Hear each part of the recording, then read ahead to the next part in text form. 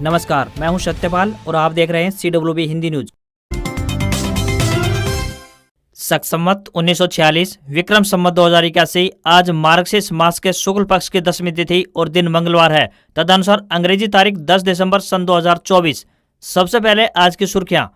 Pension धारकों की अब सारी समस्या होंगी हल। CISF लॉन्च करने जा रही है नया पोर्टल, मिलेंगे ये बड़े फायदे। हरियाणा कांग्रेस के प्रभारी और प्रदेशाध्यक्ष आमने सामने। दीपक बाबरिया ने कहा सीटों पर धांधली के मैसेज चौधरी उदय भान को भेजे थे, प्रधान बोले मुझे कुछ नहीं मिला। हरियाणा में राज्यसभा चुनाव के लिए बीजेपी ने घोषित किया प्रत्याशी, इस चेहरे पर खेला दांव। PM मोदी ने पानीपत में बीमा सखी स्कीम लॉन्च की, बोले MSP पर फसलें खरीद रहे हरियाणा ने एक है तो सेफ है का मंत्र अपनाया। 3000 एकड़ में बनेगी नई औद्योगिक मॉडल टाउनशिप, खुलेंगे रोजगार के नए अवसर। सुप्रीम कोर्ट बोला सरकार कब तक मुफ्त राशन बांटेगी, रोजगार के अवसर क्यों नहीं बनाए जाते। 81 करोड़ सुविधा ले रहे, सिर्फ टैक्स पेयर इससे बाहर। वन नेशन वन इलेक्शन इस सत्र में पेश हो सकता है। चर्चा के लिए JPC के पास भेजा जाएगा बिल, केंद्रीय कैबिनेट प्रस्ताव को मंजूरी दे चुका। संजय मल्होत्रा होंगे RBI के नए गवर्नर, 11 दिसंबर को पदभार संभालेंगे। 6 साल से गवर्नर शक्तिकांत दास के लेंगे जगह। मारुति के बाद टाटा और किया की गाड़ियां भी महंगी होंगी। कंपनियों ने 2 से लेकर 4% तक कीमत बढ़ाने का ऐलान किया, वजह मैन्युफैक्चरिंग कॉस्ट बढ़ना। सरकारी नौकरी अपडेट। UPSC ने CISF में असिस्टेंट कमांडेंट के पदों पर निकाली भर्ती, ग्रेजुएट्स को मौका, रिजर्व कैटेगरी को मिलेगी छूट। और UPSC मेंस का रिजल्ट जारी, 2845 कैंडिडेट हुए पास। 13 से 19 दिसंबर तक भरना होगा डिटेल्ड एप्लीकेशन फॉर्म। और अब खबरें विस्तार से।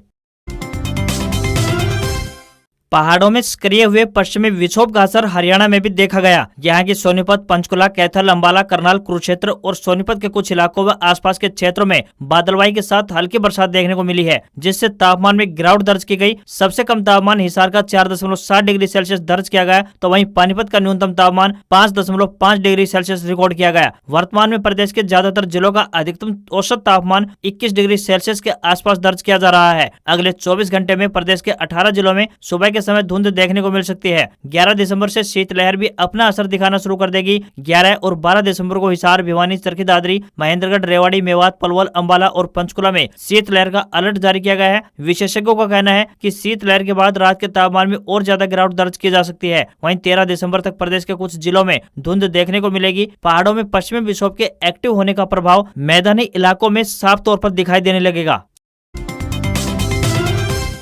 अगर आप भी अपने लिए रोजगार ढूंढ रहे हैं तो आपको हमारी ये खबर जरूर देखनी चाहिए। बता दें कि डिस्ट्रिक्ट एंड सेशन जज सिरसा द्वारा चौकीदार, स्वीपर व प्रोसेस सर्वर के पदों पर भर्ती के लिए आवेदन मांगे गए हैं। जो भी उम्मीदवार इन पदों के लिए इच्छुक हैं वे अपने आवेदन भारतीय डाक के माध्यम से भेज सकते हैं। पुरुष या महिला जो भी इच्छुक उम्मीदवार है वह अपने आवेदन भारतीय डाक के माध्यम से भेज दें। चौकीदार व चपरासी के पदों के लिए उम्मीदवार का 8वीं पास होना आवश्यक है तथा उम्मीदवार को हिंदी अथवा पंजाबी का ज्ञान होना जरूरी है। प्रोसेस सर्वर के पदों के लिए उम्मीदवार 10वीं पास होने चाहिए तथा उन्हें हिंदी या पंजाबी ज्ञान होना चाहिए। किसी भी वर्ग के उम्मीदवारों को कोई भी आवेदन शुल्क जमा नहीं करना होगा। न्यूनतम आयु 18 वर्ष और अधिकतम आयु 42 वर्ष तय की गई है। इंटरव्यू का समय और स्थान की बात करें तो सुबह 9:30 बजे सिरसा डिस्ट्रिक्ट कोर्ट परिसर रहेगा। इंटरव्यू की तिथि प्रोसेस सर्वर के लिए 20 से 22 जनवरी 2025, चौकीदार के लिए 23 से 27 जनवरी 2025, चपरासी के पदों के लिए 28 से 30 जनवरी 2025 रहेगी। आवेदन करने की आखिरी तिथि 21 दिसंबर 2024 है।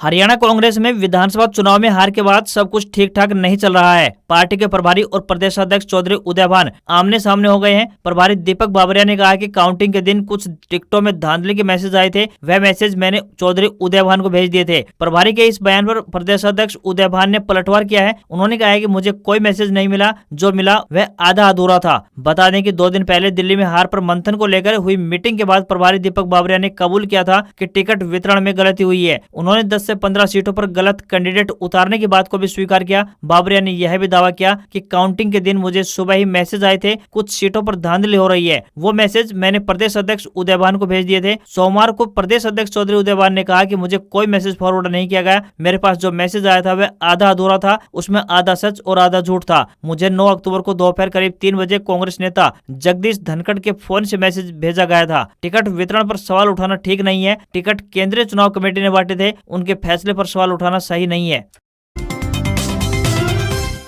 प्रधानमंत्री नरेंद्र मोदी ने सोमवार को पानीपत में भारतीय जीवन बीमा निगम यानी LIC की बीमा सखी योजना लॉन्च की, जिसमें बीमा सखी बनने वाली 18 से 70 साल तक की महिलाओं को हर महीने 5 से लेकर 7,000 रुपए तक मिलेंगे। उन्होंने रिमोट से बटन दबाकर करनाल में महाराणा प्रताप बागवानी यूनिवर्सिटी के मुख्य परिसर का भी शिलान्यास किया। इसके बाद PM मोदी ने कहा कि मैं हरियाणा के देशभक्त लोगों को राम राम करता हूँ, जिन्होंने एक है तो सेफ है कि मंत्र को अपनाकर उदाहरण पेश किया है। उन्होंने राज्य में लगातार तीसरी बार भाजपा सरकार बनाने पर भी धन्यवाद किया। PM ने कहा कि चुनाव दर चुनाव विरोधी परेशान होते जा रहे हैं कि मोदी जीत कैसे रहा है। वे सिर्फ चुनाव के वक्त महिलाओं के लिए घोषणाएं कर राजनीति करते हैं। मेरे 10 साल में घर घर शौचालय, उज्ज्वला स्कीम और हर घर नल जैसी योजनाएं नहीं देखते, जिससे मुझे माताओं बहनों का आशीर्वाद मिलता रहा है। शंभू बॉर्डर पर चल रहे किसान आंदोलन का नाम लिए बगैर PM ने कहा कि हम MSP पर फसलें खरीद रहे हैं। अकेले हरियाणा में MSP के तौर पर किसानों को 1 लाख करोड़ रुपए दिए जा चुके हैं। PM जब मंच पर पहुंचे तो CM नायब सिंह सैनी ने उन्हें पराली से बनी हुई उनकी फोटो भेंट की। मंच पर CM नायब सिंह सैनी के अलावा हरियाणा सरकार से सिर्फ 2 महिला मंत्रियों यानी श्रुति चौधरी और आरती राव को जगह दी गई। बीमा सखी योजना के तहत बता दें कि 2 लाख महिलाओं को रोजगार देने का लक्ष्य रखा गया है।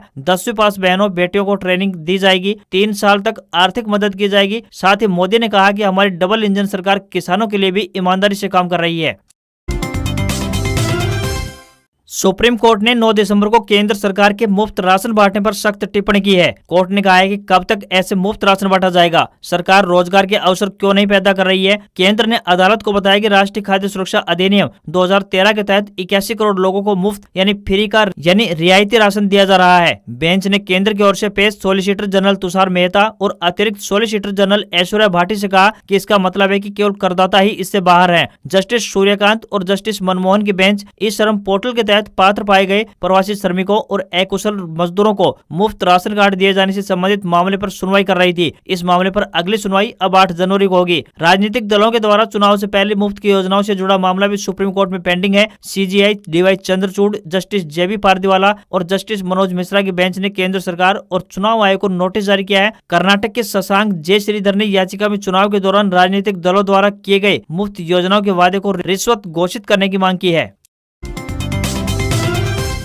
हरियाणा के जींद में जननायक जनता पार्टी यानी JJP के सोमवार को 9वें स्थापना दिवस पर हुई राष्ट्रीय कार्यकारिणी की बैठक में पूरी कार्यकारिणी को भंग कर दिया गया है। बैठक की अध्यक्षता डॉक्टर अजय सिंह चौटाला ने की। पूर्व डिप्टी CM दुष्यंत चौटाला ने कहा कि नई कार्यकारिणी का गठन जनवरी महीने में होगा। फरवरी महीने से JJP प्रदेश के सभी गाँव और शहरों में सदस्यता अभियान चलाएगी। दुष्यंत चौटाला ने पत्रकारों से बातचीत में पूर्व CM भूपेंद्र सिंह हुड्डा का नाम लिए बिना कहा कि विधानसभा चुनाव में जनता के साथ जो राजनीतिक छल हुआ उसके लिए गुलाबी गैंग उसके मुखिया की अपने बेटे को CM बनाने की महत्वाकांक्षा जिम्मेदार है। प्रदेश की जनता में BJP के प्रति भारी नाराजगी थी और एंटी इनकम्बेंसी का पोलराइजेशन गुलाबी गैंग की तरफ हुआ, लेकिन गुलाबी गैंग ने अपनी व्यक्तिगत महत्वाकांक्षा आगे रखी। दुष्यंत चौटाला ने कहा कि जींद जिले में कांग्रेस को केवल 1 सीट मिलना इस बात का साफ संकेत है कि गुलाबी गैंग ने जनता के लिए नहीं बल्कि अपने लिए लड़ाई लड़ी। दुष्यंत चौटाला ने कहा कि JJP को 2019 में जो भारी समर्थन मिला था और पार्टी का जितना बड़ा वोट बैंक था वह विधानसभा चुनाव में पार्टी से कई कारणों से खिसक गया था। इस खोए हुए वोट बैंक में युवा प्रमुख था जो कि गुलाबी गैंग की तरफ चला गया था। युवाओं और महिलाओं को दोबारा से पार्टी से जोड़ा जाएगा। विधानसभा चुनाव के समय जो लोग भ्रमित होकर दूसरे पाले में चले गए थे उन्हें भी वापस लाया जाएगा।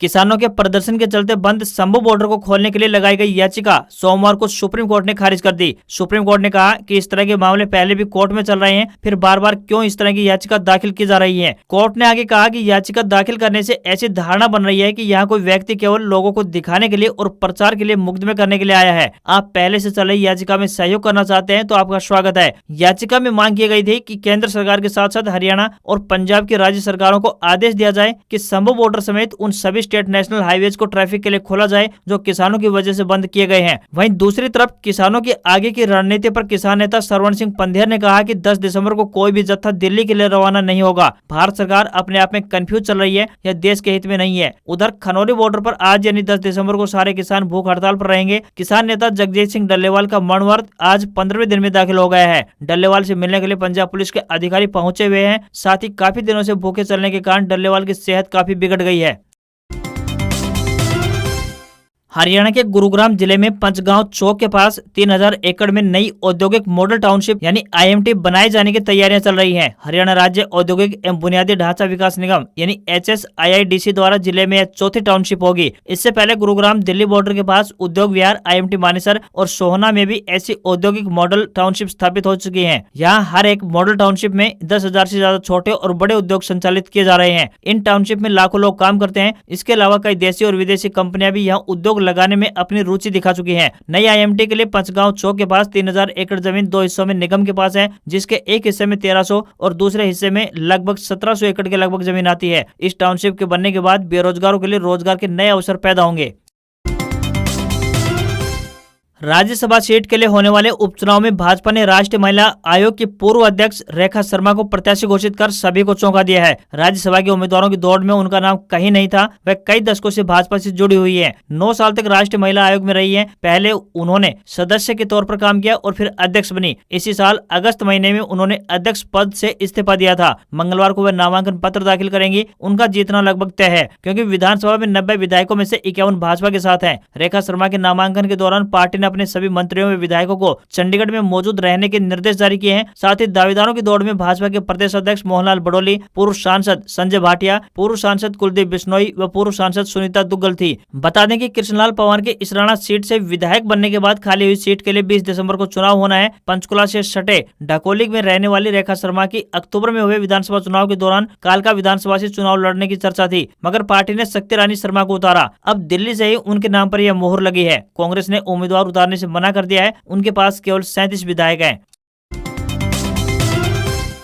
आजकल सर्दियों का मौसम चल रहा है, ऐसे में स्कूल और कॉलेज की छुट्टियां भी हो जाती हैं। जैसे ही छुट्टियों का जिक्र आता है तो हमारे भारतीय परिवार बाहर घूमने की प्लानिंग शुरू कर देते हैं, लेकिन इस प्लानिंग के आगे बजट की समस्या भी आ जाती है। अगर आपका मन भी अब की बार छुट्टियों में कहीं बाहर जाने का है तो आपको भी ऐसी कोई दिक्कत आ रही है तो टेंशन न लीजिए। आज हम आपको कुछ ऐसे ही 5 बजट फ्रेंडली कंट्रीज के बारे में जानकारी देने वाले हैं जहाँ आप सस्ते में घूमना फिरना कर सकते हैं। इस लिस्ट में हमने सबसे पहले श्रीलंका को रखा है। इसे आइसलैंड ऑफ जेम्स भी कहा जाता है। यह भारत के काफी करीब स्थित है। यहाँ के बीचेज, प्राचीन मंदिर, संस्कृति और सुकून देने वाली हरियाली लोगों का मन मोह लेती है। कोलंबो, कैंडी और गोल जैसे शहर आपके जेहन पर अमिट छाप छोड़ जाते हैं। इसके अलावा एला रॉक, सिगरिया रॉक और याला नेशनल पार्क पर भी आप अपने परिवार के साथ क्वालिटी टाइम बिता सकते हैं। यहाँ पर घूमने के लिए आपको ज्यादा पैसे भी खर्च नहीं करने पड़ेंगे। इस लिस्ट में दूसरे नंबर पर थाईलैंड आता है। यह भी भारतीय पर्यटकों के बीच काफी लोकप्रिय माना जाता है। फुकेट, बैंकॉक और पटाया जैसे टूरिस्ट पैलेस आपके लिए नए साल को यादगार बना देंगे। यहाँ का स्ट्रीट फूड, नाइट मार्केट और बीच पार्टी